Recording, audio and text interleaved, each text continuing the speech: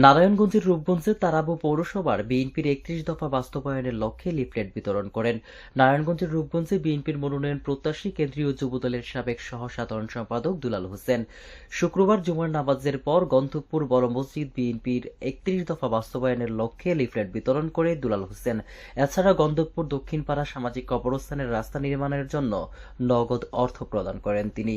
আমি আজকে যে গন্ধবপুরে মসজিদে আসছি, হলো মসজিদের একটা কবরস্থান। আমাদের এই সমাজের 3টা মসজিদের একটা সমাজ, সেই সমাজের একটাই কবরস্থান। সেখানে আপনাদের রাস্তাঘাট, যে রাস্তা চলাচলের জন্য, কবর দেওয়ার জন্য যে রাস্তাটা হয়, সেখানে রাস্তা যাইতে পারে না। কবর দিতে গেলে দেখা যায় কাদা পানি টানি সব হয়ে যায়। তো কবরস্থানের রাস্তা না থাকলে সমস্যা, দেখা যায় কবরের উপর দিয়ে মানুষ পারায়। সেই কারণে রাস্তা করার জন্য আমাদের এই কমিটির লোকজন গেছিলো, সেই জন্য আজকে এখানে আসে এবং এখানে একটা অনুদান আমার ব্যক্তিগত তহবিল থেকে আমি এই অনুদানটা দিয়েছি।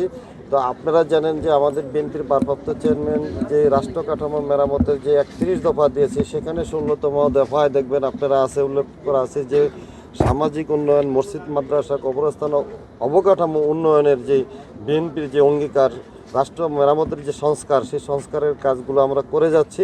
সেখানে 16তম দফায় উল্লেখ করা আছে। যেই কারণে আমরা এই অনুদানগুলো দিচ্ছি, সহযোগিতা করতেছি, সমাজ উন্নয়নে আমরা সহযোগিতার পাশে থাকতেছি।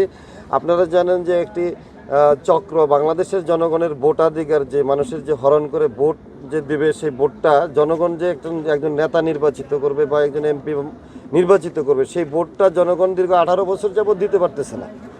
কারণ হলো একটাই, যে জনগণের যে মৌলিক অধিকারগুলো, যেমন বাসস্থান, সেগুলো আছে, যেমন আপনার খাদ্য, বস্ত্র আছে, অন্ন, বস্ত্র, বাসস্থান, সেগুলো কিন্তু আমাদের চাহিদা মেটাইতে পারতেছে না। অনেক দুস্থ মানুষ আছে যারা এখনও একবেলা খায়।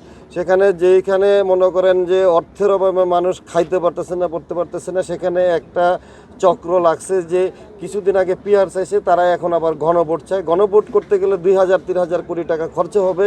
সেই টাকাটা রাষ্ট্রের কোথা থেকে আসবে?